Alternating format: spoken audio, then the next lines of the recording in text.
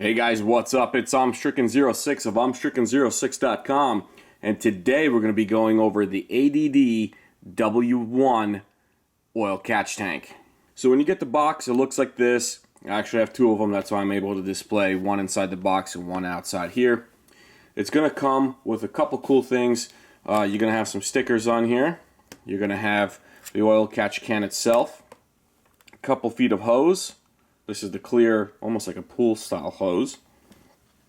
You're going to get some hose rings, the clamps, and some fittings, as well as some diagrams on how their specific oil catch cans work.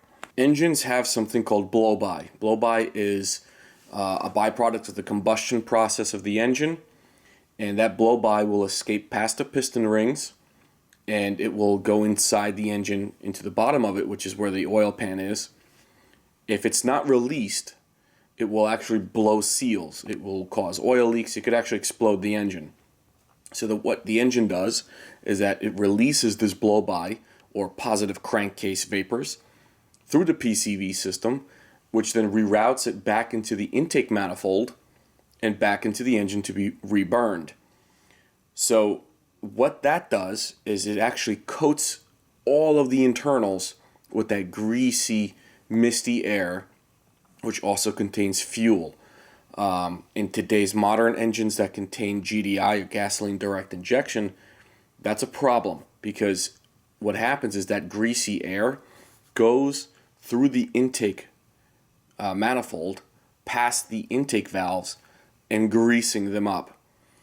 A GDI engine doesn't have the traditional fuel injector that's positioned right before the intake valve. A GDI engine actually has the piezo injector directly inside the combustion chamber. So there's nothing there to wash off and clean the intake valves. It is unfortunately an inherent problem with GDI engines, but you do get better performance out of a GDI engine. So this oil catch can, or the theory of an oil catch can, will prevent and capture this greasy, dirty, misty oil from re-entering back into the engine to be burned off. So basically the misty air will come in right here, go into the baffle, the oil will collect at the bottom, the now oilless air will come back out and be rerouted into the intake system. They also make a oil catch can that uses a breather system, which will have basically a filter on top. And the way that works is pretty similar, except as the air comes in, it goes through the baffle, which creates a negative vacuum, which will breathe air down through this filter because of that negative vacuum, collect the oil down here, and it will reroute it outward. My only concern is there is no check valve. If you know what a check valve is, you'll understand what. What is to stop the misty, oily air from coming in here and then just venting out of the filter? You can cause some vacuum leaks. You can cause, this filter to get blocked up. A check valve only allows air or water in one direction. It's basically the valve stem on your car, on your wheel. That's a check valve. It only allows air in one way, downward. It doesn't allow air to escape back up. So if this was a check valve, I would probably purchase the breather system. But since this is not a check valve, what's to say that, random puffs of air from the valve cover won't just come in and escape outwards? So I chose the non-breather system. It's a little less complex, a little less things can go wrong. So let's go ahead and check out the actual oil catch can. Looking at the catch can itself, it's going to have two holes, two ports right there. One's going to be labeled inlet. This is where the air is going to be coming in. One's going to be labeled outlet. That is when it finally makes its circulation around through the system. It's going to be coming back out to the air intake. On top we have an oil dipstick. This way you can judge how much oil is actually inside of it. You can see it's got little notches. I basically measured it up. As you can see, if this was flush with the unit, this is a couple tablespoons. This is about half of the actual container, and this is probably where you'd want to dump it out already. So it's got some notches, 3 notches there. You know, all metal construction. It's a very nice unit, very, very sturdy. It's got this nice, very thick mount here. And it comes apart like so.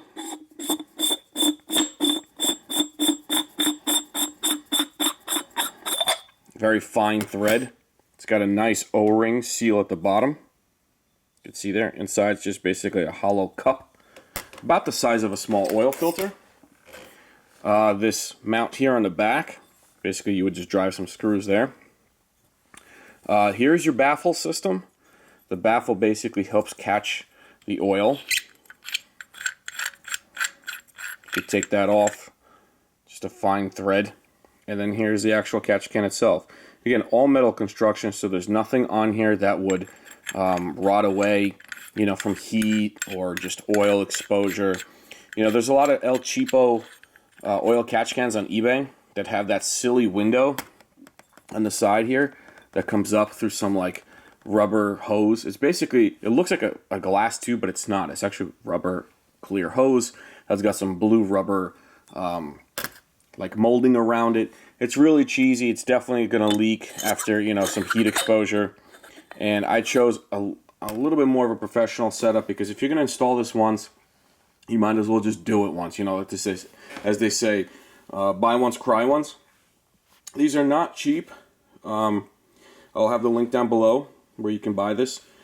But again, you buy it once, you can easily swap it to your next car. So it's like a lifetime product. It's a tool, you know, it really, really is a tool. It comes with this cheapy hose, as I mentioned before. I'll probably use this as the inlet hose. I kind of want to see what's coming through the hose and what the hose inside looks like. Most people will just use fuel line or oil line. That's fine, it's safe. But I would kind of be interested to see what the inside of the hose look like. Does it start to build up oil on the bottom of each hose? Interesting to know. Probably not enough for everyone, so you'd want to, you know, set this up where you want it inside your engine bay. Measure it out with a tape measure to see how long of a hose you need, and then just double it basically. You know, go out and buy one long, say for example, I don't know, 8-foot section, and then you can always cut it in half for one inlet, one outlet, what have you.